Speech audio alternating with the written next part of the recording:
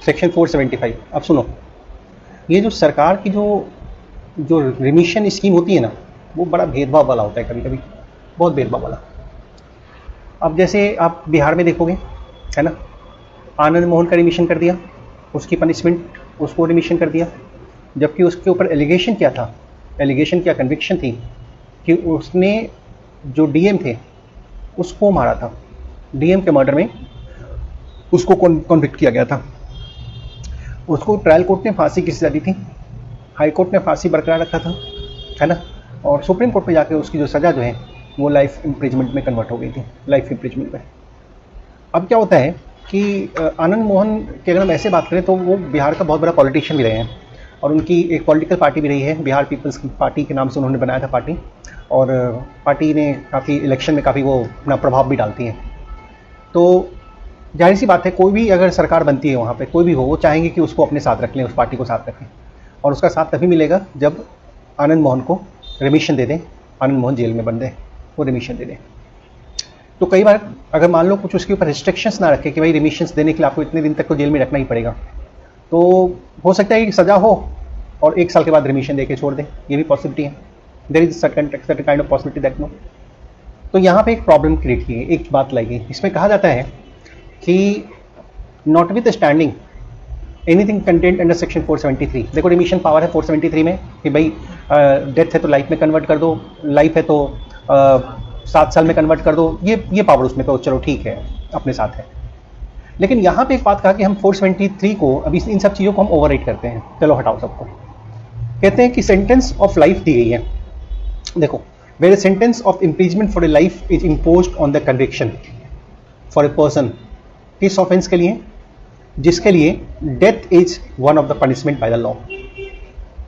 कानून में उसने जो जुर्म किया है उसमें कानून में सजा ये है कि लाइफ इम्प्रीजमेंट हो सकती है या फिर डेथ सेंटेंस हो सकता है, या फिर तीसरी भी कोई पनिशमेंट है, 10 साल 12 साल जो भी है, लेकिन ये दोनों ऑप्शन जरूर अवेलेबल है, लाइफ का या डेथ का। लेकिन इसको प्रेफर किया गया कि चलो डेथ नहीं दे करके इसको लाइफ इम्प्रीजमेंट दी गई है, ये इसके साथ जो है एक बढ़िया काम हुआ है, इसको लाइफ इम्प्रीजमेंट दी गई है। और where a sentence of death imposed on the person has been commuted under section 474 into the imprisonments for life. अब यहाँ देखिएगा, अब सिचुएशन यहाँ पे बड़ा कॉमन सा है, बहुत बड़ा सिंपल है। अब इसको ध्यान भी देखिएगा, कोर्ट के पास दोनों ऑप्शन है, लाइफ इम्प्रीजमेंट और डेथ सेंटेंस।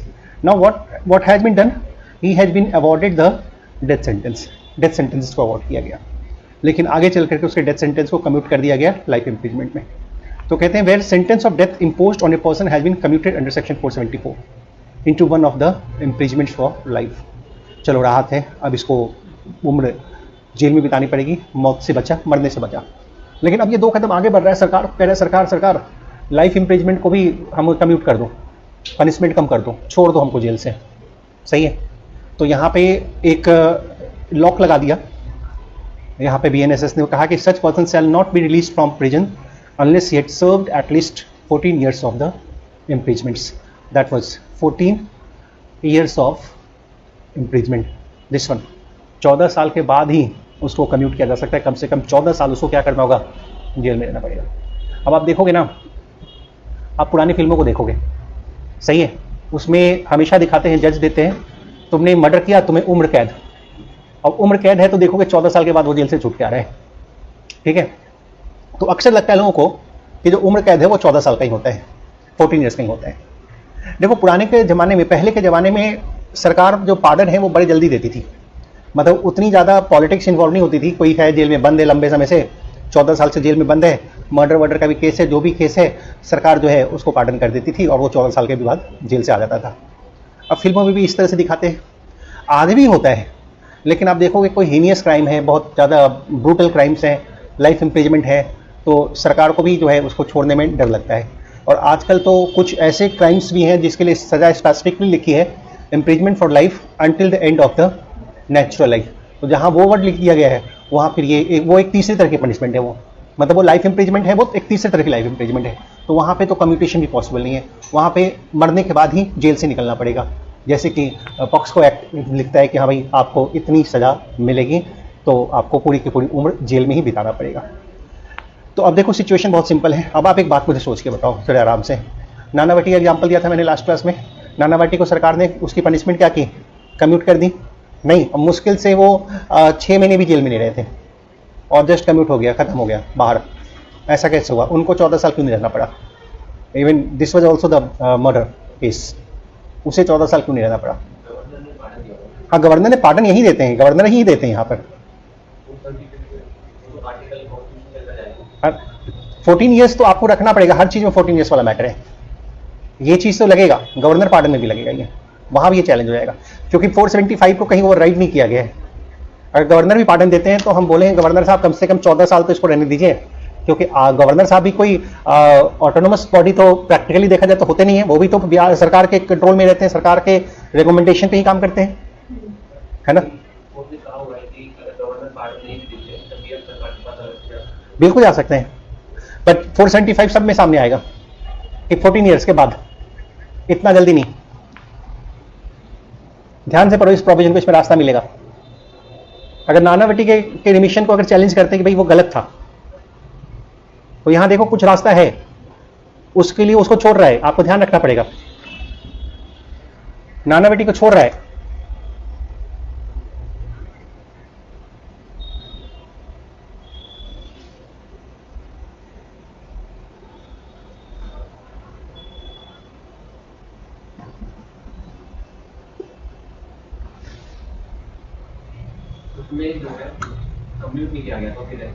हाँ ये बात है, उनको डेथ सेंटेंस नहीं मिला था, सही है, उनको डेथ सेंटेंस नहीं मिला था।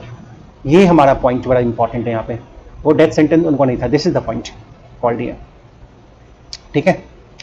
जब डेथ सेंटेंस मिलती है और वो लाइफ में कम्यूट होता है, तब ये प्रोविजन लगती है 475 वाला, ठीक है? This one.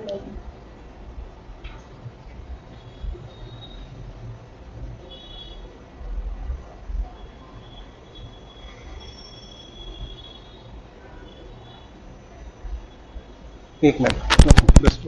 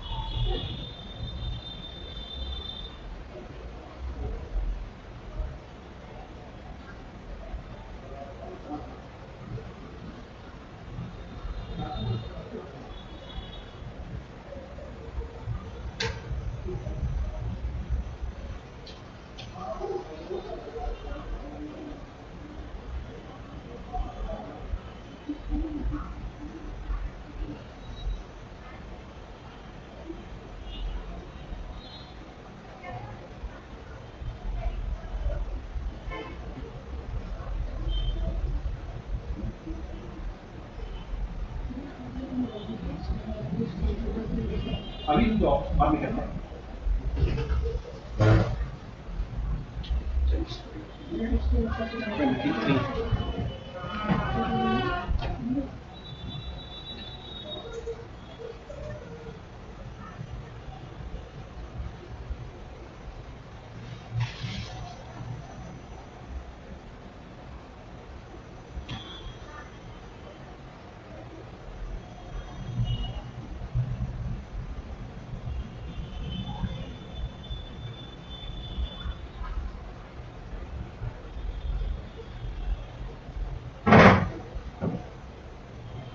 हाँ 1 मिनट, क्लियर है यहाँ तक?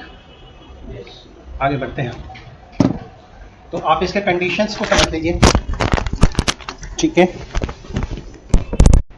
Very properly we are just considering that the conditions of that, you know what the conditions we got here in this circumstance there.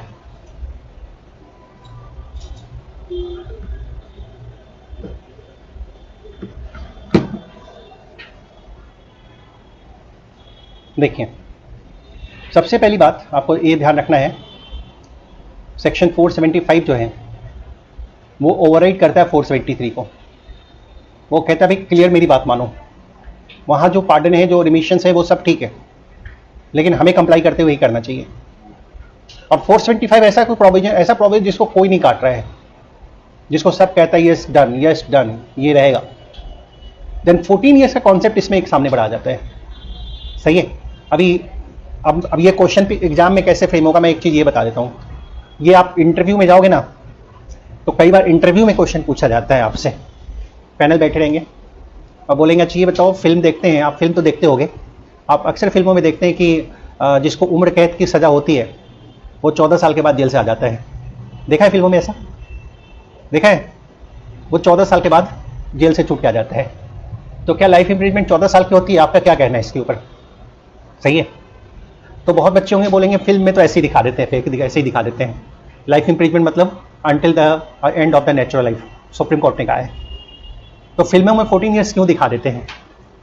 तो इसके जवाब में कई बार मैंने पैनल में देखा है, या तो मुझे तो कभी दिखा ही नहीं है कि कोई एक्चुअल सही आंसर दिया हो इस पर कि 14 ईयर्स का कॉन्सेप्ट क्यों है, 13 क्यों नहीं है, 12 क्यों नहीं है, 15, 16 क्यों नहीं है। कई बार हमने ग्रिल करके ऐसे भी क्वेश्चंस किए हैं फिर कि 14 क्यों है, फिर हर बार 14, कई फिल्मों में 14 आई हुई है, 13, 12, 17, 16, why not like that this one. ठीक है। देन आपको वहां पे पॉइंट आउट करना पड़ेगा section number 475 of the BNS. आप इतना बता दिए, समझो आपका सिलेक्शन डन। दैट वाज बिल्कुल 475 बीएनएस में कॉन्सेप्ट्स क्या है हमारे पास कि जो सजा होती है, अगर उम्र कैद की सजा होती है, अब जाहिर सी बात है उम्र कैद की किसी को सजा हो तो end of the natural life in default मानते हैं, लेकिन ऐसा शायद ही कोई हो जिसका रिमिशन नहीं होता होगा। रिमिशन के लिए सब अप्लाई करते हैं, रिमिशन बोर्ड सभी जगह होती है और रिमिशन सभी का होता है, सभी का रिमिशन होता है। अब जब रिमिशन किसी का 10 साल, किसी का 15 साल पे होता है, किसी का 25 साल पे होता है, लेकिन होता है। लेकिन 14 ईयर्स पे जो रिमिशन है इसका भी कॉन्सेप्ट बड़ा इंपॉर्टेंट है, आपको ध्यान रखना पड़ेगा। 14 साल is the important thing here, this one the point called. तो आपको 475, तो ये क्वेश्चन जो है मेंस में नहीं जाएगा, बट इंटरव्यू में प्रॉपरली आपके कॉन्सेप्ट को समझने के लिए जो है ये क्वेश्चन बड़े आराम से जाएगा।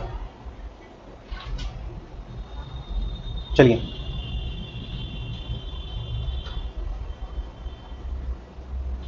नेक्स्ट पे आते हैं।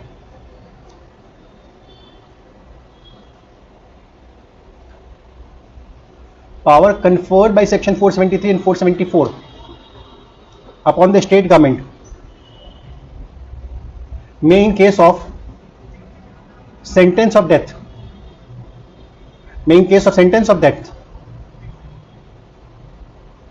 this one also be exercised by the central government.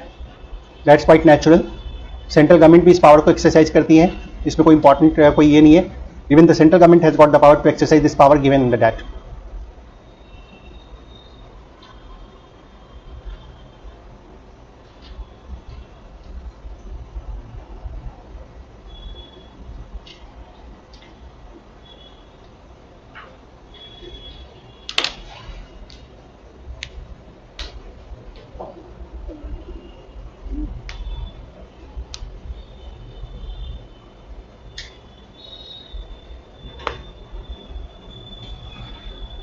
चलिए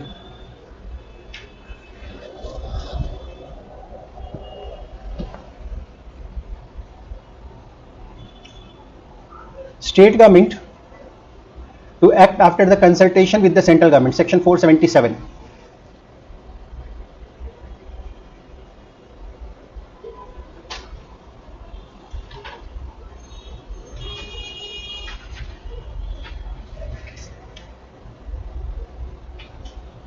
CG shall state the concurrence of central government। चलिए यहां देखिए आगे, state government to act after consultation with the central government. अच्छा अब एक बात देखिए जा, 473 एंड 474 के पावर्स दोनों सरकारों के पास होती है, सेंट्रल गवर्नमेंट के पास होती है और स्टेट गवर्नमेंट के पास भी होती है, क्योंकि अब आपने सिंपली पढ़ लिया 476 में सेंट्रल गवर्नमेंट के पास पावर अवेलेबल है ही है। तो एक बात हमेशा इंपॉर्टेंट है कि नॉर्मली एप्लीकेशन जाती है स्टेट गवर्नमेंट के पास और स्टेट गवर्नमेंट कंसल्ट करती है सेंट्रल गवर्नमेंट को, कंसल्ट करती है। कंसल्ट किसको करेगी? होम मिनिस्ट्री में, मिनिस्ट्री ऑफ होम अफेयर के पास, और इनकी रिकमेंडेशन जाती है, अब इस पे ध्यान रखिएगा। पावर जो भी कन्फर्ड है 473, 474 में स्टेट गवर्नमेंट के पास रिमिट करने का या कम्यूट करने का, अब यहां देखिएगा और अगर वो इन्वेस्टिगेट की गई है by the agency empowered to make investigation into the offence under any central act or the other than the संहिता, या जिसमें involved है misappropriation, destructions of or damage to any property belonging to the central government which was committed by a person in the service of the central government while acting or purporting to act in discharge of his official duties.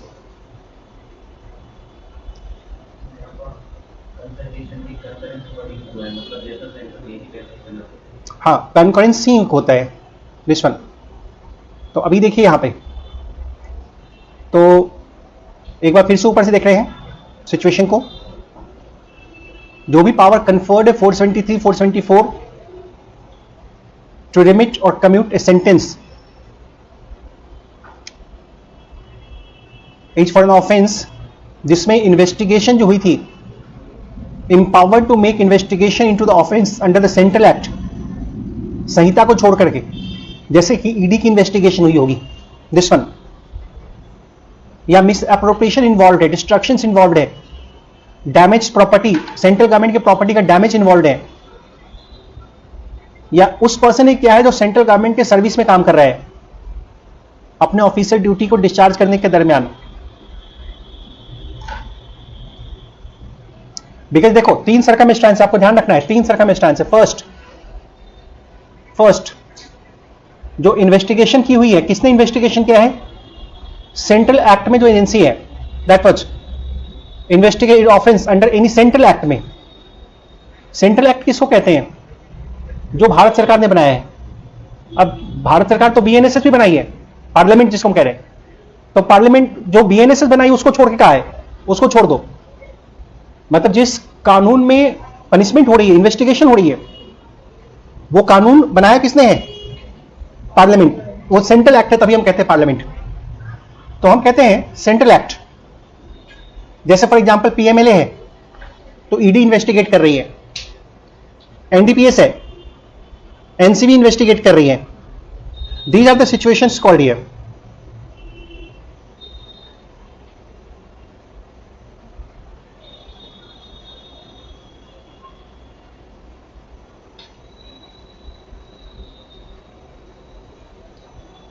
This one,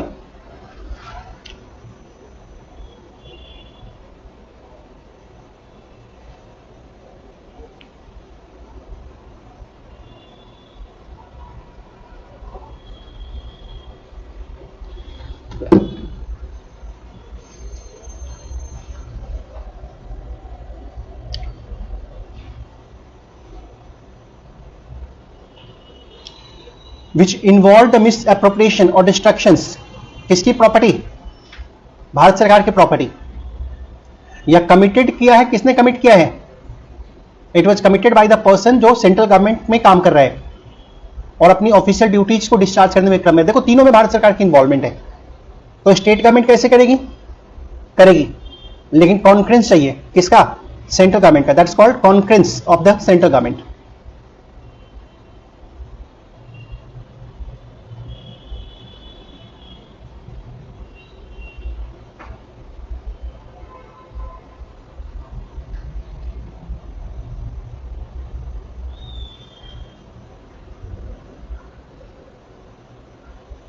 चलिए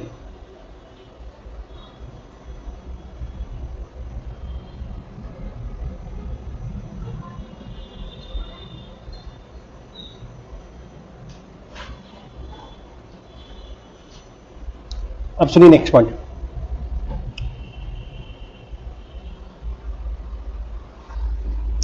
coming to सी,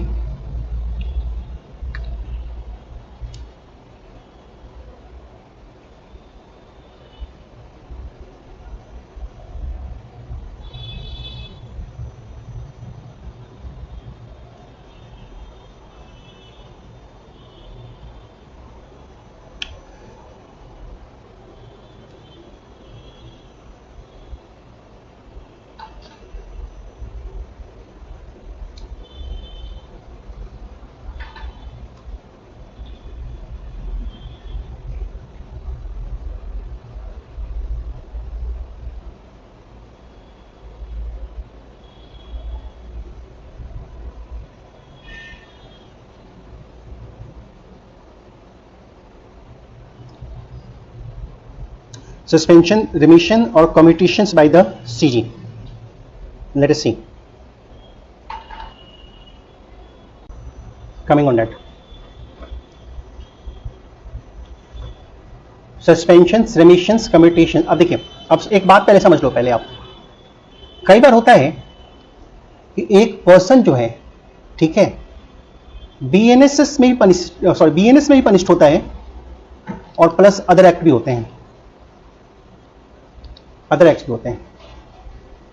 देखो BNS में तो दोनों की चलती है, सरकार, भारत सरकार की भी चलेगी और स्टेट गवर्नमेंट की भी चलेगी. लेकिन अदर एक्ट जो होता है ना, स्पेसिफिकली जो है वो भारत सरकार के पास है, उसकी अथॉरिटी. अब जैसे मैं आपको एक एग्जांपल बताता हूं. सपोज करो कि एक पर्सन कंपनी के साथ कोई फ्रॉड करता है, कंपनी के साथ फ्रॉड किया, तो उसके ऊपर आईपीसी सेक्शन 420 तो लगेगा ही लगेगा, सही है ना. कंपनीज एक्ट का सेक्शन 447 भी लग जाएगा. मतलब कि आईपीसी से क्या उठाया, 420 नहीं 420, और कंपनीज एक्ट का क्या लेंगे 4. तो ये केस कहां चलेगा, कंपनीज एक्ट के स्पेशल कोर्ट में चलेगा. और स्पेशल कोर्ट के पास ही पावर होगा जो कि वो आईपीसी के प्रोविजन के अकॉर्डिंगली भी पनिश करेगी और कंपनीज एक्ट के प्रोविजन के अकॉर्डिंगली पनिश करेगी. सही है. और भी आपको बताता हूं. मान लो कोई पर्सन पीएमएलए में एक्यूज्ड है, तो ऑब्वियस सी बात है उसके ऊपर आईपीसी का भी कोई सेक्शन लगा होगा, बीएनएस का भी लगा होगा. तो जो पीएमएलए की स्पेशल कोर्ट है वो दोनों में वही पनिश करेगी. फिर एक पर्सन के ऊपर पॉक्सको लगा हुआ है, तो पॉक्सको लगने के साथ बीएनएस के भी प्रोविजन लगे हुए हैं, तो भी पनिशमेंट कौन से करेगी, पॉक्सो की स्पेशल कोर्ट ही करेगी. क्लियर है. अब इसी के लिए यहां पर है.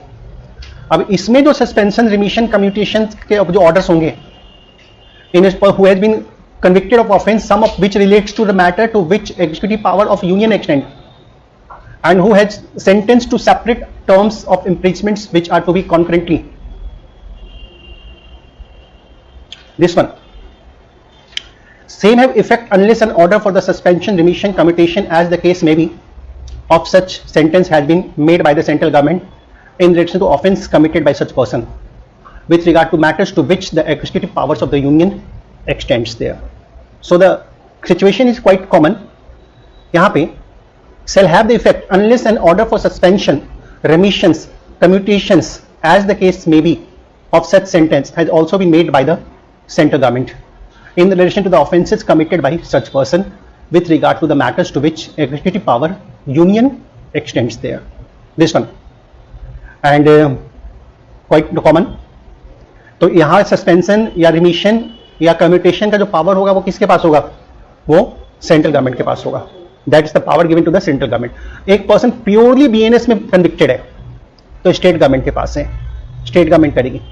लेकिन पर्सन जो इन्वॉल्व वो सेंट्रल गवर्नमेंट का एम्प्लॉई है या सेंट्रल गवर्नमेंट की प्रॉपर्टी डिस्ट्रॉय किया है, तो वैसे सर्कमस्टेंस में जो कम्यूटेशन, रिमिशन होंगे वो किसके परमिशन से होंगे, वो परमिशन होगी उसकी परमिशन किसकी, सेंट्रल गवर्नमेंट. सही है. दिस वन साथ साथ सही है. हाँ अभी no order for suspension, remission, commutation of sentence pass by the state government in relation to person who has been convicted of offense, some of which relates to the matter to which the executive power union extend, who has been sentenced to separate terms impress shall have unless then order for suspension, remission, commutation as the case may be of such sentence has been made by the central government in relation to the offence committed. This one.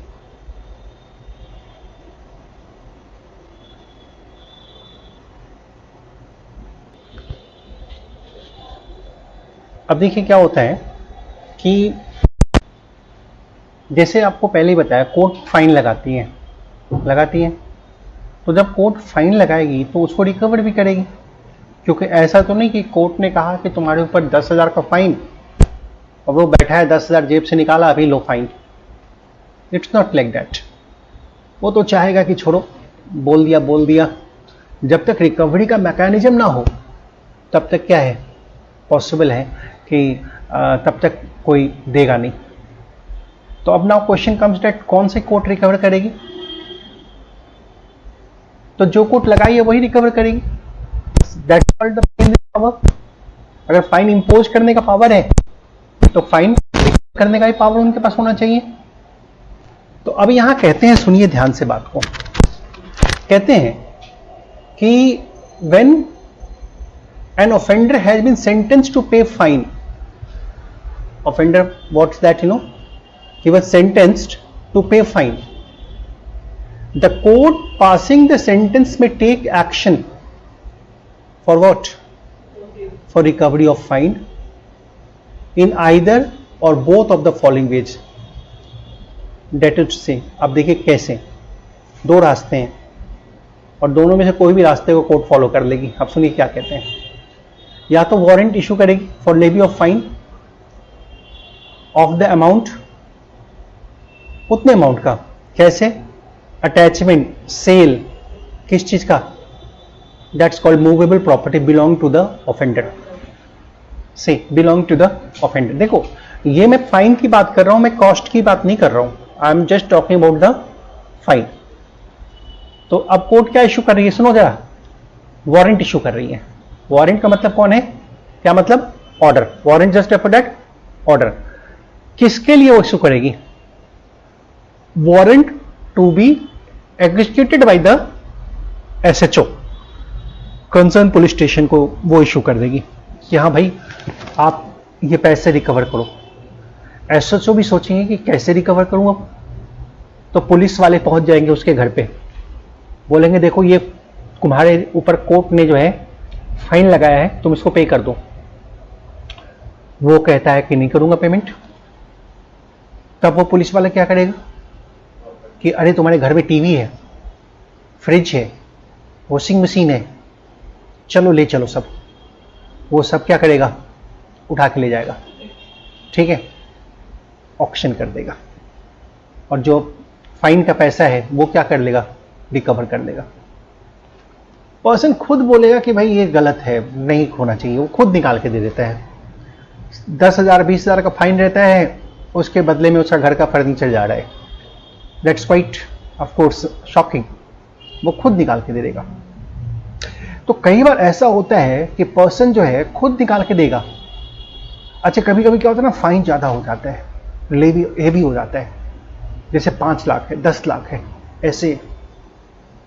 तब तो अब किसी घर में इतने की movable property होती है, नॉर्मली नहीं होती है इतने अमाउंट की मूवेबल प्रॉपर्टी कि बेचे और 5-10 लाख रिकवर करें। तो उसके लिए जो है ना इमूवेबल प्रॉपर्टी बेचने की जरूरत होती है।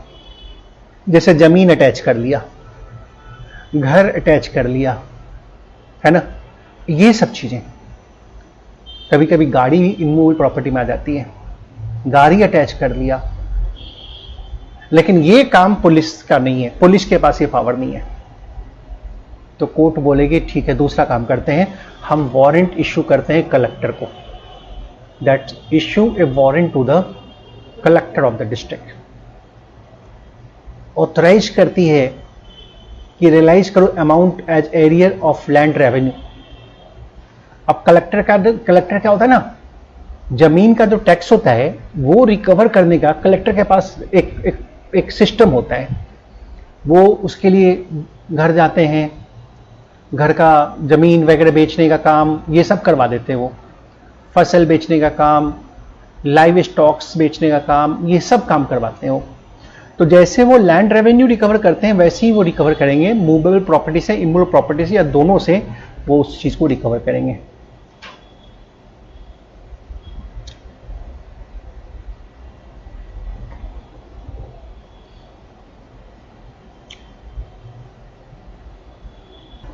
तो अब हमारे देखो दोनों, issue a warrant for levy of amount by attachment and also of any movable property belong to the offender.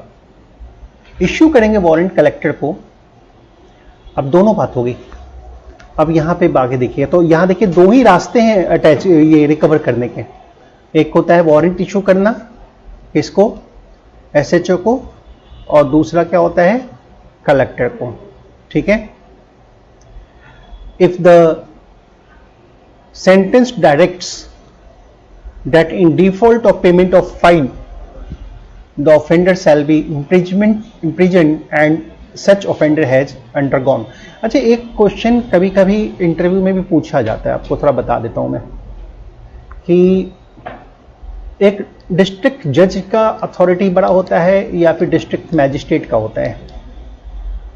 Which one is? District जज का या डिस्ट्रिक्ट मैजिस्ट्रेट का? हाँ, कौन ज्यादा पावरफुल है? अब एक टीचर हैं जिन्होंने यूट्यूब पे वीडियो बना दिया और जिसमें जुडिशरी का मजाक उड़ा दिया, कुछ उल्टा पुल्टा बोला, और वो कहते हैं कि डिस्ट्रिक्ट जज कोई ऑर्डर करेगा और डीएम बोल देगा जाओ जी, नहीं करता। क्या कर लेगा डिस्ट्रिक्ट जज? डिस्ट्रिक्ट जज कुछ नहीं कर पाएगा। ऐसी मजाक उड़ा रहे थे। अभी उनको लॉ का एक्सटेंडेड पॉइंट नहीं पता है कि एक कंटेम्प्ट ऑफ कोर्ट भी होता है। कल को पॉसिबल है वो डीएम जो है हाई कोर्ट में खड़ा मिलेगा और जेल जाता हुआ दिखेगा कंटेम्प्ट ऑफ कोर्ट में। ये बात शायद उनको नहीं पता। अभी देखोगे यूट्यूब पे बड़े मजाक में ये वीडियो बना के बता रहे हैं और लोग खुश भी हो रहे हैं, हंस भी रहे हैं कि चलो। अब वो चूंकि आईएएस पर आते हैं ना, तो उनको बड़ा दिखा रहे हैं किसी भी तरीके से, चलो ठीक है, but not like that. DM order comply नहीं करे, ठीक है ना, कंटेम्प्ट ऑफ कोर्ट नहीं लगती है। डीएम का ऑर्डर और डीजे ऑर्डर कंप्लाई ना करे, सही है, तो उसका एक कानूनी है, इंसान को जेल जाने में ज़्यादा टाइम नहीं लगता, चाहे वो प्रधानमंत्री क्यों ना हो, वो भी प्रोटेक्टेड नहीं है। That is a very important thing. एक बार डिस्ट्रिक्ट जज डीएम के लिए अपने ऑर्डर में कुछ नेगेटिव लिख देता है ना, ठीक है, कंसर्न्ड मिनिस्ट्री में भी जाती है वो ऑर्डर्स कॉपी, डीएम के लिए मुश्किल हो जाती है उन सारे सिचुएशंस में। और इवन आप खुद देखोगे, अगर आपको अथॉरिटी और देखनी है तो आप यहां देखो, issue a warrant to the collector. Collector है तो डीएम, डिस्ट्रिक्ट मैजिस्ट्रेट को ही कहते हैं। डीजे डीएम को वारंट इशू करते हैं, डीएम डीजे को नहीं करता। दिस वन कई बार पॉसिबल है, डीएम के ऑर्डर के ऊपर कोर्ट स्टे लगा सकती है, कोर्ट रोक देती है। कोर्ट के ऑर्डर के ऊपर डीएम स्टे नहीं लगा सकते। So that's quite natural. ये समझने वाली बात होती है कि कौन, पहले तो ये कंपेयर नहीं करना चाहिए इस चीज को, देयर इज नो कंपेरिजन। और अगर करते भी हैं तो दूर दूर तक कहीं भी डीएम की अथॉरिटी जो है वो ज्यादा बढ़ी हुई नहीं दिखती है। इवन 461 डीजे जो जज हो रहे हैं, जो भी है, सेशन जज हैं या फिर मैजिस्ट्रेट हैं, जो भी हैं, इवन मैजिस्ट्रेट कर लो बात, ये पावर मैजिस्ट्रेट के पास भी है कि वो डीएम को वारंट इशू करेंगे of the district, authorising him to realise. क्या डीएम, अगर वो अटैचमेंट वारंट इशू कर दिया तो क्या डीएम जो है मना कर देंगे उसको? मना कर देंगे? काहे कि फिर डीएम बड़े हो गए, डीएम की अथॉरिटी फिर कहां से बड़ी हो गई? This one.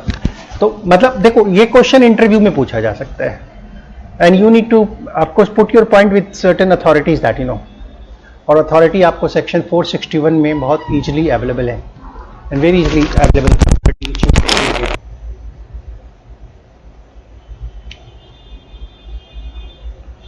नॉर्मली क्या होता है कि कोर्ट कभी कभी ये भी करती है कि भाई ये तुम्हारा जेल है और ये तुम्हारा फाइन है, और अगर तुम फाइन नहीं दोगे तो तुमको जेल में रहना पड़ेगा और ज्यादा दिन तक के लिए। जेल बढ़ा देती है। जैसे ये 4 साल का जेल है, इसमें तो 1 साल और बढ़ जाएगा, 1/4 करीब तकरीबन बढ़ जाता है जेल का, अगर फाइन नहीं पेमेंट करते हैं तो। और अ पर्सन अगर 1 ईयर जो एक्स्ट्रा बना वो अगर सर्व कर लेता है इम्प्रेजमेंट में, तो फिर उसको ऑफकोर्स लेवी फाइन का जो है कोई वारंट नहीं आएगा, कोई फाइन उससे नहीं लिया जाएगा। This one the point. यही चीज यहां पर, if the sentence direct that the default of payment of fine the offender shall imprison, and if such offender has undergone the whole of such imprisonment, in default, तो court warrant issue नहीं करेगी। लेकिन कभी कभी होता है कि compensation के टर्म पे फाइन होता है कि भाई वो जो अमाउंट है वो विक्टिम को दिया जाएगा, तो वैसे सर्कमस्टेंस पे फिर किया जाएगा। स्टेट गवर्नमेंट के पास अथॉरिटी है, स्टेट गवर्नमेंट रूल बना ले, रूल कि फाइन कैसे एग्जीक्यूट करेंगे। एंड लास्ट में वही बात रिपीट की, कलेक्टेड अमाउंट को रियलाइज करेंगे जैसे वो लैंड रेवेन्यू को रियलाइज करते हैं, जमीन का टैक्स जैसे रिकवर करते हैं वैसे ही वो कोर्ट के लिए फाइन की रिकवरी करेंगे। दिस वन कमेंट्रीज देख लिया है। 470 सेक्शन भी अप्लाई होगा ना सर? 470 सेक्शन की वारंट एग्जीक्यूशन करके उसको रिटर्न भी करना है। हाँ 462 नाउ अब देखिए,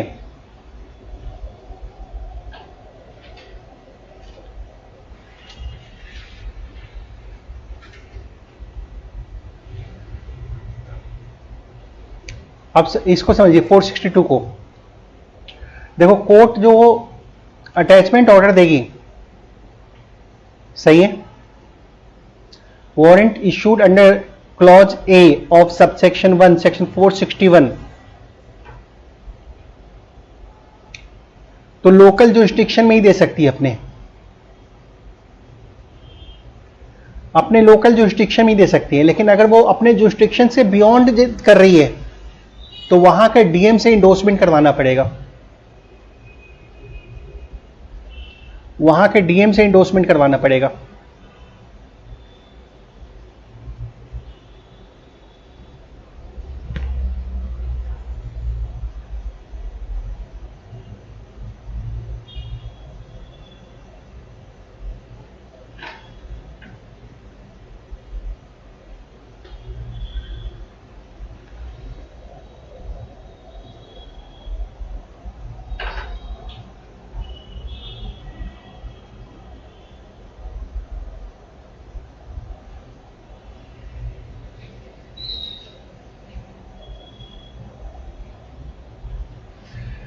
अगर मान लो जुरिस्डिक्शन से बियॉन्ड, अगर मान लो दिल्ली की कोर्ट है और वो पटना में अटैचमेंट ऑर्डर इशू करती है पटना के लिए, पटना की किसी प्रॉपर्टी के लिए, तो वहां पे क्या करना पड़ेगा, वहां के डीएम से इंडोर्समेंट करवाना पड़ेगा।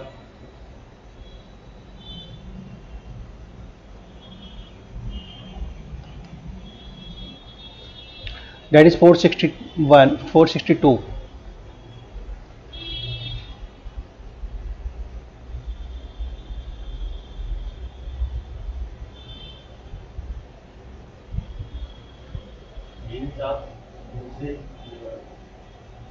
के कलेक्टर को डायरेक्टली भी इशू कर सकते हो। हाँ तो क्लॉज ए लिखा है, डायरेक्टली भी इशू कर सकते हैं, वो इंडोर्स करेंगे फिर वहां से होगी। अटैचमेंट वगैरह सब में सेम प्रोविजन है। कोर्ट अगर अटैचमेंट ऑर्डर भी निकालती है, प्रॉपर्टी के अटैचमेंट ऑर्डर भी निकालती है, तो अपने जुरिस्डिक्शन का ही निकालेगी। अगर उसको जुरिस्डिक्शन के बियॉन्ड करना है तो फिर वहां से इंडोर्समेंट करवाना होता है।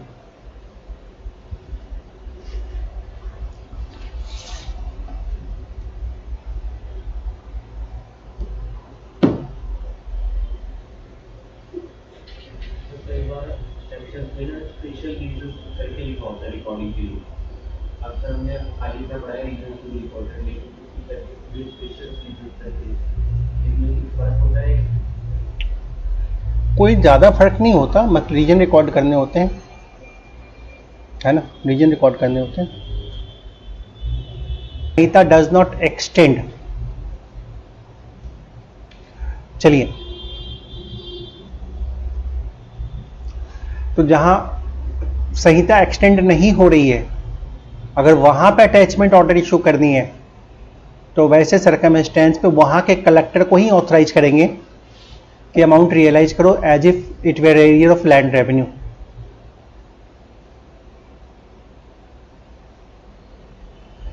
मतलब 1A का भी कलेक्टर को ही देंगे, और कलेक्टर ऐसे ही रियलाइज करेंगे जैसे लैंड रेवेन्यू रियलाइज करते हैं।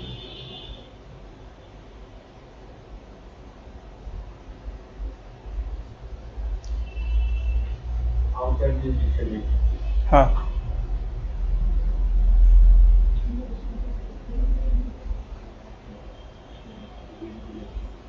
ये सस्पेंशन तो करा दिया था ना?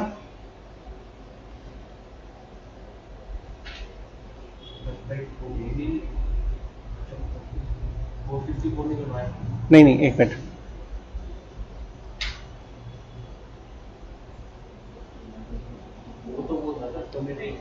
एक ही है दोनों भी, एक ही तरह का provision, just read that same like that, you no 464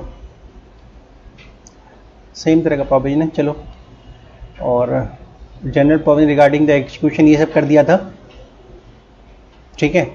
तो अब एक दो चैप्टर्स में हम BNSS से निकल जाएंगे और CPC पे आ जाएंगे, और नेक्स्ट में जब हम पढ़ेंगे, क्या पढ़ेंगे इसमें, appeal and limitation, this two things are there. Reference के रह रहे हैं,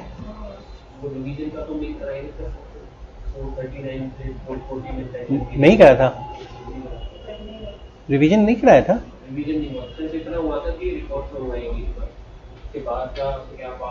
अच्छा, नहीं कराया था, करा दूंगा फिर अगली क्लास में, वही करा दूंगा।